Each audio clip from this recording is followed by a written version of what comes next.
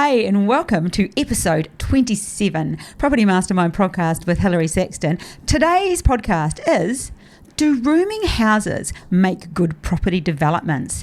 Wow, this is going to be an interesting show. Got the amazing Bob Andersen with me again. He's such a powerhouse when it comes to knowledge. And we're going to be covering, what are rooming houses like technically? Are they good investments? Who are they for? How you get involved? This is going to be great. So jump into episode 27 with Bob and I.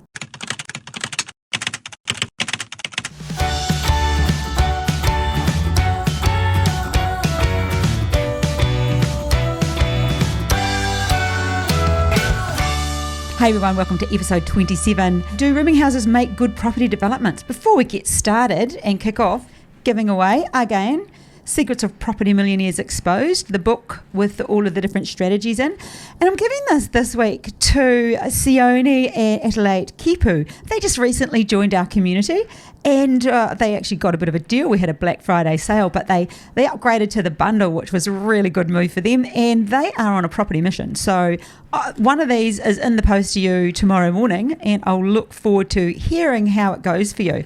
Anyway, let's talk about property developing rooming houses. Bob, first of all, thanks for coming. Yeah, thanks for coming all the way down the hall. Thank you. Now, all the way. If this is your first time listening, you have to know that Bob is a legend, 38 years in the property developing space and currently building a retirement village, supporting, mentoring students to do big, small, fat and tall. Honestly, this guy, what he doesn't know is ridiculous. I don't know what you don't know. But anyway, you are a wealth of... I don't know. Yeah, no one knows what you don't know, but you never fail to astound me with your property developing knowledge and your willingness to share too, I have to say. Yeah, that's what it's about. So We've got a great community to share with. We do have a great community. So, yeah, if you want to join our community, we've got our Facebook open pages, Property Developer Secrets and Hacks. Jump into there. Well, it's a group, actually. So go there. But anyway, let's get on to the podcast. Are rooming houses good property developments, Bob? They are, even if you're a developer and selling them, or why not develop and hold it? Because they do pump cash. They are cash pumpers. Cash pumpers. When you say that, I think of one of those yabby pump things you do when we go fishing. Well, I do pump yabbies. Yeah. And I like pumping yabbies when we're going fishing, but I love something that pumps cash as well. Yeah, definitely. Yeah, that's what we want. Yeah, so rooming houses, or, generally you could say, you hear the term rent by room, and that can take different forms, of which rooming houses are one. I suppose this is define what is a rooming house. Yeah, okay, let's define rent by room. Mm-hmm. So typically, if we have an investment property, it doesn't matter if it's a house or an apartment, townhouse, whatever it is, we generally rent to one person, or, it might be one family, or whatever. Or mostly we hope it's one family. We find out it's three.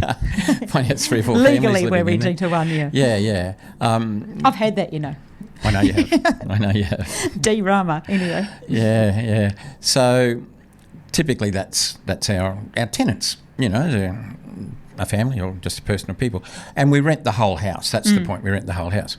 Rent by room is where you rent rooms to individuals, and that can take different forms. Talk about rooming houses, which is today's subject.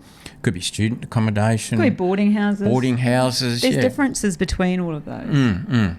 And so today it's rooming houses. So the rules around rooming houses vary so much from jurisdiction to jurisdiction, not just state to state. Yeah, councils, they vary. Even councils, even within the one state, you can have different rules at councils. And then you've got different, not just, how they're run and how they're operated, but... the amount of people you can have in them.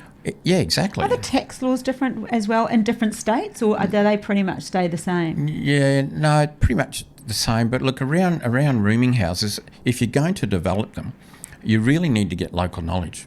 In other words, the council area that you're going to develop in, what are the rules around it? Because that's like every development, Bob. You really need to have the council knowledge. You do need local, because council are the ones that approve it. And as we know, councils can vary from one council to another. But there's down the road from where we live and where we used to live in Brisbane, you can go up to 5 unrelated people in a house.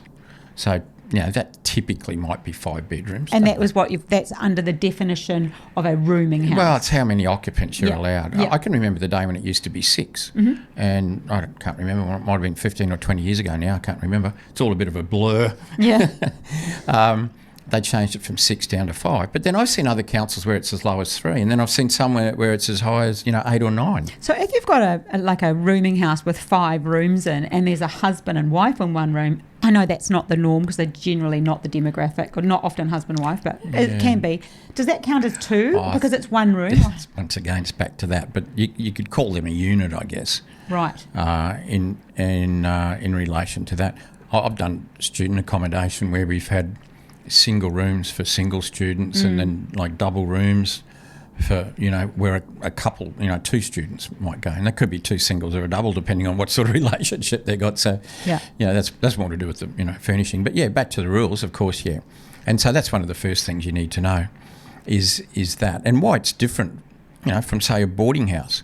Some people call rooming houses modern boarding houses, but they're not, because that's often a different definition. And boarding houses, if you think about what they typically are, they're more like just a bedroom, aren't they? They don't necessarily get the whole, because rooming houses pretty much have the little bathroom, the kitchenette, mostly. It's shared accommodation, a rooming house, in that there's some common sharing, and that could be a kitchen, laundry, lounge room. There might be like a large lounge room where people go to watch telly, or maybe even 2, sometimes one on each level, different or whatever. Channels. But some of it's shared. It's not fully self-contained. Yeah. Some have like a little tiny kitchenette. They have like an extended bedroom. When I say tiny kitchenette, it's like a little cupboard with maybe a microwave and or whatever there, But really, generally, typically they share a kitchen. It doesn't have to be that way. There's some shared accommodation that shares bathrooms, but generally, a lot of them have their own bathroom. Some oh my God, bathroom. I got to share a story about a sharing bathroom. All right, tell me. Totally off this. Totally off subject. Remember years and years ago, the internet was fairly new, and my son he was pretty excited. I think I've talked about him twice in a row now. But he wanted to book the accommodation. I was coming to Australia to do a course over here, worked a long weekend course or whatever it was, and he was so excited that he found me this really, really reasonable accommodation, and I let him go ahead and do it. To me, it was empowering for him to use the internet. Like, go back, this was probably 20 years ago. It would be close to, or maybe a bit less, but quite a way. Anyway, he books the accommodation. I get over here. It was more like a wardrobe, and it had a shared bathroom. Shared bathroom. So Did it have a lock on the bathroom door? Oh no! Like I said, it's like a girls' common room. I don't know. It's like it's terrible. Anyway, I never told him that, because I was like, oh my goodness. You couldn't stifle his willingness to want to help. It was just really good learning. He was only about 16. Next time, check it out. Oh yes, yeah. These days, a 4-year-old could do it, but that was early days on the internet. Anyway, back to the story. Yeah. So it's shared facilities of some sort. You go to boarding houses, as you say, they're often a room with lots of shared facilities. They could, like the hotel I stayed in Victoria, in Melbourne. It was actually. Yeah, well, some of them have shared bathrooms, shared kitchens, almost shared everything. So you're just down to a bedroom with a wardrobe in some cases, and often more people. Yeah, sometimes you get 15, 20, 25 people in a boarding house, on-site manager. Why more people in a boarding house than a rooming house? What's that about? Oh, it's a different definition, of what they are. It's often, I don't know how to say it nicely, but it's often in poorer areas, shall we say, I did know the demographic is generally a little bit more lower socio in a boarding house. Yeah, and lower rent because you don't get as much, and the facilities aren't as good, and you've got a lot more people, so there's a privacy isn't as good, and you have an on-site manager, which you need. So, Bob. Anyway, that's boarding houses, but that's what it's not. No, so I suppose that leads me to building of rooming houses, or the construction or the developing of them, I should say. More often than not, a rooming house is purpose built, whereas a boarding house can be a house converted. Yeah, some of the cheaper boarding houses are where you see, it might have been an old 5-bedroom house, and they jack it up stately and home, build underneath, drop another 5 bedrooms and another bathroom downstairs and that sort of thing. But a good, you can convert a house to a rooming house. Yes. But often it's not worth it. Because you've got soundproofing. Oh, hey? yeah. There's fire separation, there's fire code issues. Because the normal house and a townhouse, normal house, that's what you call a Class 1A building. What we're talking about here is a Class 1B, so there's more requirements. Right. I won't bother going through them, but you can have a look on the building code. I bet he knows them all. But, there's lots of things to do with fire alarms, to do with escape and separation, fire separation, noise attenuation, all that sort of stuff. But so to convert an existing house to a rooming house is often not worth the effort, and then you end up getting maybe not the tenants you want, you get a lower rent, you spent a lot of money retrofitting things that you're often better off building a new purpose-built one, exactly like you said, where you can design it today with modern facilities, modern building technology, and you'll get... That's a good point, modern building technology, especially with the internet these days. Wiring, insulation, soundproofing. Soundproofing, everything. And that way you can choose where you do it, and that way you'll get generally a better quality tenant and more rent and a good yield. Of course, a new building, minimum maintenance, lots of depreciation. I mean, that's the major reasons why you'd want to build a new purpose-built. So it is, different from the others, different from student accommodation, different from boarding houses. We've actually got somebody who we spoke to, he wanted to join our mentoring program last week. He had a conversation, and he actually purpose builds rooming houses. Right now. Yeah, he does. Yeah, he does quite a bit of that. And but they are mostly built in, rooming houses are generally in medium, sort of, the medium class, I want to say, medium class spot. Yeah, and it's a sad thing to say, but And that's what I'd shoot for as a developer. Yes. I mean, you can go to the lower socioeconomic areas. Certainly land's cheaper there. It'd still cost you the exact same price to build. So all you're doing is saving perhaps on some land costs. But then... you're going to attract, I should say, the right type of tenant and the right rental. I'd say probably is, most likely it's going to be lower end. Yeah. And then is it worth it? Or do you do a bit different and go, as you say, a medium type area, such thing that's going to vary from place to place, and shoot a bit better. Go for really good design, really good fit out, everything, make it look really good, and not like a lot of people think of a rooming house, because it is shorter term accommodation. It doesn't mean that it's a lower form of tenant. There's lots of people who are in transitional stages. I think that the main demographic, believe it or not, of tenant in a rooming house is women over 55. I think that's the current highest demographic, and they're employed. They're mothers, sisters, aunties, cousins, and they're like nurses. It's just a really standard. And like you say, it might be a transition period, or they just might not want to live with somebody else, as such. And but need a bit of company as well. Well, yeah. I mean, there's social aspects. If you get into a good quality one, then you're going to have good quality tenants. So those around you. You might have common interests and the like. I mean, that's the way it's sort of heading at the moment. So if it was me doing one, I'd do one above what you might consider the average, slightly better area and better quality. It doesn't cost much more to put some quality into the design and the fit out, really, but it's more than pays itself back in the quality of tenant, and people tend to stay longer. So you've got less, turnover. They stay longer.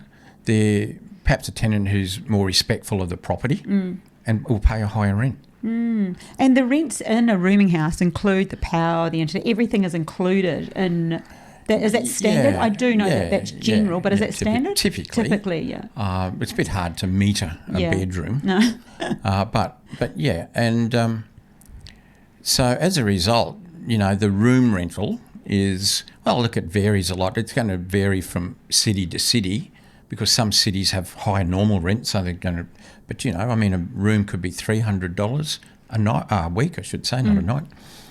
Or could be, $450. I mean, I've seen examples of rooming houses, new ones, in the same suburb, where the difference could be $100 Wow. up to, $50. even up to $80, maybe even $100 per week different per rental because of a much nicer, much better design, better managed, and management's a big thing. Management on site? I don't know the answer to that one. Not on these smaller ones. No. But you need a specialist manager. Yeah. Because this is what could typically be called short-term accommodation. You know, a typical investment property that you own, you might be looking for a 12-month lease. I mean, sometimes they're even 2-year leases on buildings. These aren't like that. It's a different tenancy arrangement altogether. I do know that if you don't pay your rent, they can give you 48 hours notice to get out. Yeah, well, that's not that I've been looking. Depending on the jurisdiction and what the rules are around tenants and tenants' rights. But this is short-term accommodation. Yeah. And so it isn't necessarily under the Residential Tenancies Act as such. You know, how it's dealt with is a bit different from normal buildings. So what you really need is a specialist property manager, somebody who manages rooming houses. Not and someone has quite like a me, few on the books. like I used to do. No, not like you. No. Who has quite a few rooming houses on the books. They understand the type of client. They understand, everything about it. A lot of your average real estate agents steer away from that sort of management because they don't understand it, for one. Now, you will pay a higher percentage of your rent as a management fee on a rooming house because there's more people coming and going. Yeah, there's a lot more work involved. Well, in that. yeah, I mean, it's the same even you think of holiday management. If you ever owned a holiday unit, you pay up the manager a higher amount because there's people coming and going all the time, whereas, the average real estate agent, their average might be, 12-month leases. So 3 checks a year out the door. Yeah, so rather than 7% like it might be 15. But remember, you're getting a much bigger rent, much bigger rent. And I think one of the benefits of the amount of the rent being higher is also if say you've got 5, if one person leaves, you've still got those other 4 people paying their rent. So it's not such a loss because when you're looking for a tenant, if you've got an empty house and you're needing that money to cover expenses, you can start bleeding. So it's actually quite, that is a benefit. That's a good point. Yeah. It's a bit like, although it's residential, it's sort of quasi-commercial in a way. It's a bit like... I love that word, quasi. Quasi. A lot of commercial investments, let's say little strip shops where you might have 5 shops and one's vacant, well, you got 4. You might have a little industrial complex where you've got, a panel beater here and mechanic there and somebody else. You've got 3 or 4 They're tenants. not all leaving on the same day. No. And that's why it's good here. And also when you're looking at how to value a rooming house, and the same with pure student accommodation, the same with lots of things, it's closer to commercial the way you value it. With commercial, when you're valuing it, I'll just be pretty general here, but it's often what you call a cap rate of the net annual rental. So it's a multiplier. It's so many times the annual rental. Weeks, yeah. Yeah, whereas, in the normal real estate market, it's just comparable sales. A house, what's my house worth? Well, let's compare it to the one over the road that sold last week. Let's compare it to the one in the next street that sold 3 weeks ago. You're just comparing, and it's house to house. It's, size and quality and size of the land, all that stuff. But with these, because they're like quasi-commercial. There he goes. You seem to like that word. I've used it again for you. Quasi. Thank you. It's a multiplier of the rental. And because you've got a high rental, they can become quite valuable, much more valuable than if it was, let's say you did a 5-bedroom house to take 5 tenants as a rooming house. That would be worth more as if you built the exact identical house just as a renter. Because it's valued in using a different methodology. That's something I learned probably a couple of years ago, and I had a massive, oh my goodness, is that why? I always used to ask Bob, why is it with commercial, when shops are empty, they don't just make the leases cheaper?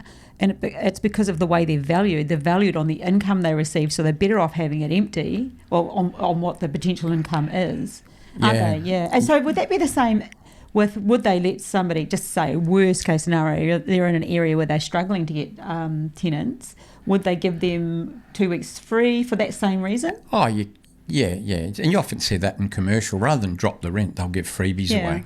So they'll pay the normal rent, but they'll fit it out, or they'll I think I've just give them closed 2 or off 3 months rent break, you know. I would have closed off so many brain loops just then. There'd be a lot of people think that would have thought like me, why would they not just make the rent cheaper? Because it devalues their building. I've just thank you for all those people that are thinking, oh my goodness, I didn't know that. Because seriously, I used to think that all the time. To me, it was just practical, but now I get it. Yeah. So, yeah, they are great renters. You know, if you think of, say you build a good one, 5 bedrooms, could be rented for $400 A room per week. So $400 a week, what's that? 2,000. That's roughly, well, let's say a year. Is that about 20,000? You know, 21,000. Call it 21,000. You got 5. Oh, per room, yeah. Yeah. What do you got? You got 105,000 gross income. Now you've got management to come off of that, and if that was 15%, you know, you're still up around like 85,000. There's a few other outgoings, you know, rates, insurance, and the like. But we're also getting like non-cash deductions like depreciation on a new building as well, which is a great help in the first 5 years. I mean, that is a big income earner. A lot of people, that's what they earn. I think the average wage is, I don't know, somewhere 60, 65, I don't know. I think it's something around that. You can pull that out of one 5-bedroom house. Like if you're talking about replacing your income. And what some people are doing is doing like 2 side-by-sides. So they might get, they're sort of combining a small subdivision with a build. So let's just say, I'll make it up, let's just say we've got an 800 square metre lot that we can subdivide into 2 400 square metres. And that's often the case around the country. And you built a house on each of those 2 400 square metre lots. Just think that's the strategy.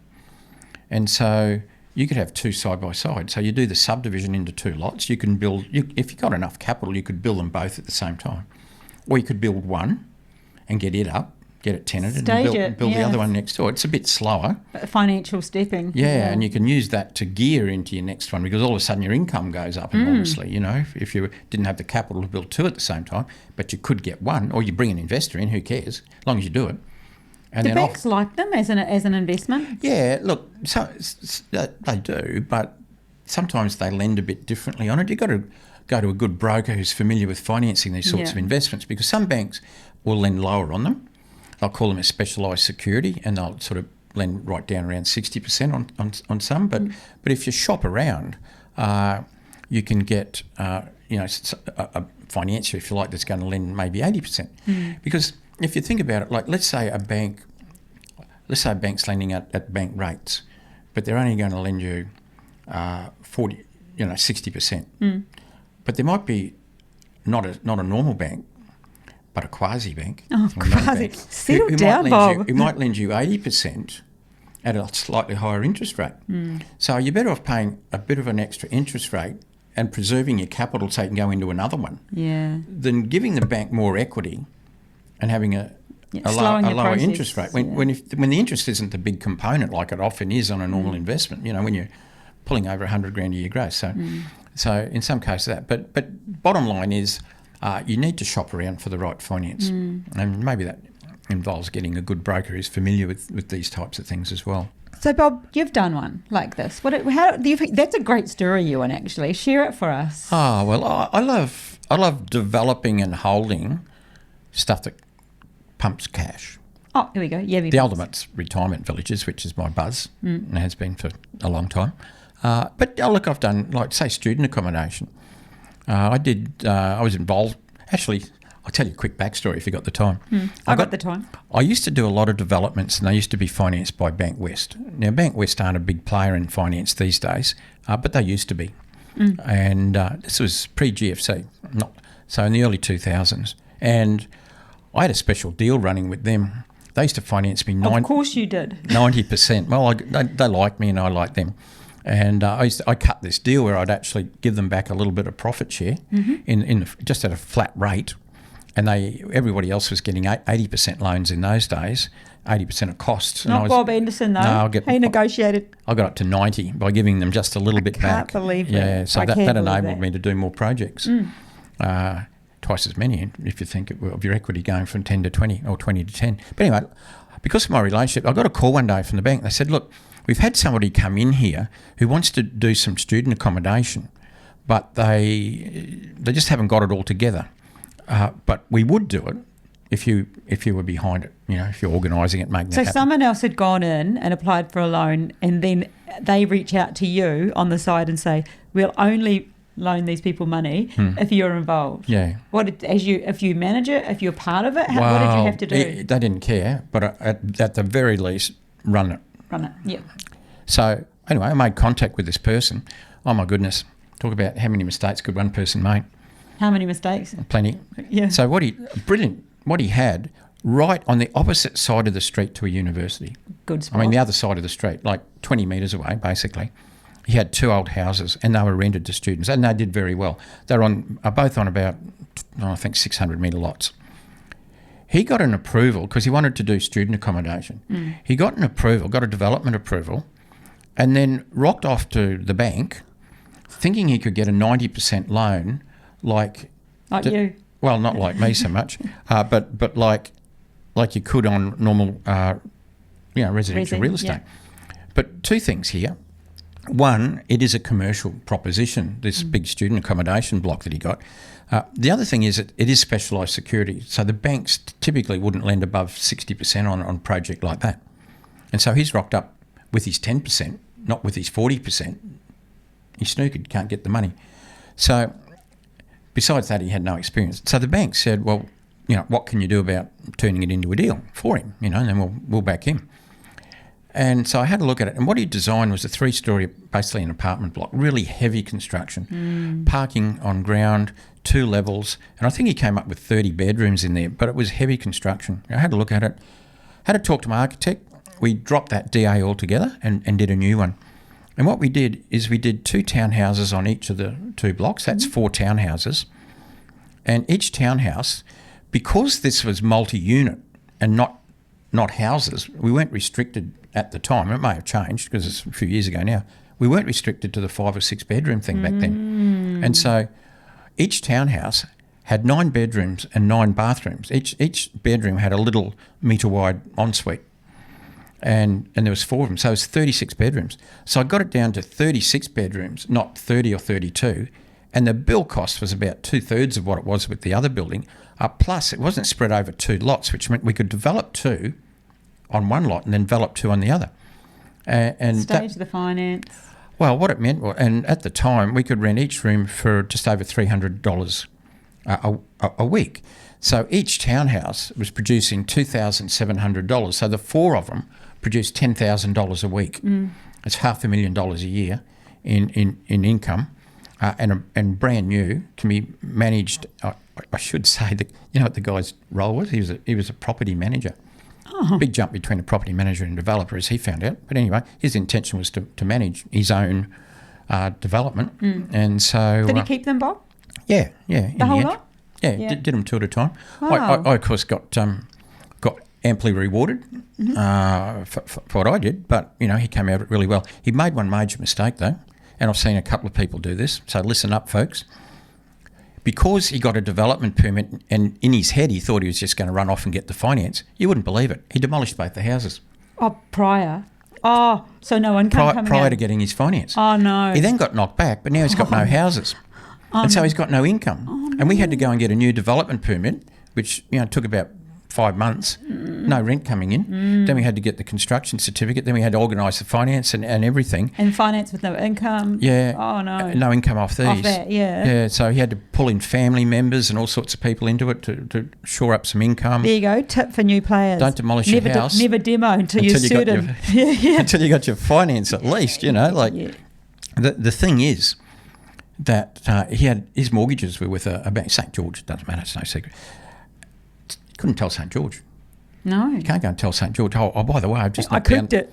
I cooked it, mate. The 2 houses that you have as security over these loans no longer exist. And it was like $8,000 a month he had to come up with.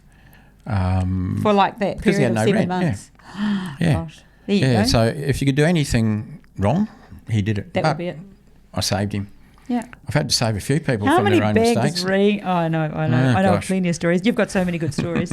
Wow, that is a good story. But that's 9 bedrooms, each townhouse, 36 bedrooms, cranking $10,000 a week. Wow. Straight over the road from the uni. Wow. So that's more of a boarding house than a rooming house. Well, that's a student accommodation. Yes. Because that's what I got it approved as. Because we did it as student accommodation, I got the parking right down to like 6 car parks, and that's what enabled us to get it on. Had I done just normal townhouses, rent them to students, you can't get away with it. No. So back to the rooming houses. Yeah, good diversion. I know, it was a good story. And well, it's all kind of relative, it mixes in. But if people want to get involved, there are a lot of, you can own like one room, not everyone, they do construct them like that. Or that can't be the case. It would be like That's pretty complex when people own a room. I have actually seen... I've seen everything. I worked with a guy once who had a backpackers, and he managed to strata title off the rooms. Okay, so that means they were individual. But look, I wouldn't be doing that. I'd just be having the house. And so you would have a group of investors do that sort of thing? Oh, look, however people want to do it, because what you're really doing is you're building a house. It's a little bit more expensive because of things you have to do with fireproofing and soundproofing and that sort of thing, but it's not that much more expensive. So, it's something you could do yourself. Like if you can afford to buy a block of land and build a house, wouldn't you? You can do it. But the point is, like, you really have to know what you're doing. You have to get the right design. So you need the right team. So, for instance, getting your development permits, you need the right architect who's really familiar with this type of design and has done many. You need a town planner, ideally, that's familiar with getting them all through council. Because there are little tricks and twists and turns, on getting these things done properly. Not like doing a house. From a building point of view, they're standard building construction, but they need to be design materials. Everything needs to be absolutely spot on. Definitely from a management point of view, you have to get an experienced manager who's got a lot of experience in renting room by room. And it's like everything. It is different. There's little quirks, little twists and turns, and it's a matter of getting the right team together who's very familiar with this sort of thing. I suppose it's like what I'm doing with NDIS. Yeah. You've got to have the people that have got the connections that are doing. There's so much, so many boxes that need ticking, and you have to know what you're doing. It's the same there. Knowing the right SDAs to go to get all your leases set up front to de-risk the whole project. So many people do NDIS and just shoot off there and build stuff, doesn't comply, they never get tenants. It's a real mess. And I suppose that also goes back to, like we alluded to before, with often converting isn't the best idea. You're actually better off starting from scratch and making them specialised developments. Definitely, that's what I recommend. Bob, I think we've covered quite a bit there, and I think that's probably enough. I hope that everyone found that useful. I'm sure they're all excited at the rental. The rental, the yield. Whew, crikey. I think that's good. Anything you'd like to say in closing? No, other than we started off saying, well, are they a good development? The answer is yes. Like any development, you have to do it right, and they're the sort of thing that you would want to keep because of the cash flow. Cash is king. We know that, and it's a great type of investment that you can keep that will, continue to create cash forever, and you can use it as a job replacement as well. We've got a few people that have done the Property Mastermind course that have gone down that road. We see it on social media; they're very much into them. So and great for self-managed super funds. If you can get them into your self-managed super fund, you can't just develop in your self-managed super fund, but if you can get them into your self-managed super fund, then at the right time, imagine cranking 85,000 net a year in your super fund and not paying. It's got to be structured right, and then at some point in your life, not actually paying tax out of it. So, they're great for that. Yeah, that's my close. That's your close. Well, I think there's a fab close. It was a fab chat, Bob. Thanks so much for sharing your wealth of knowledge. And that was the end of episode 27. So the Kipus, you'll be receiving this in the mail. And if you'd like to win a copy of the Property Millionaires Exposed, which has the strategies of many property people with different strategies and different ways of making money from property, just send me an email, comment favourably on the YouTube channel or on Apple Podcasts, and let me know that you'd like it. I'll reach out and send one in the post to you. It's a great read. It's a great Chrissy present too. Half my family received these last year. And that's it for episode 27. So we will catch you next week. Bye. Bye.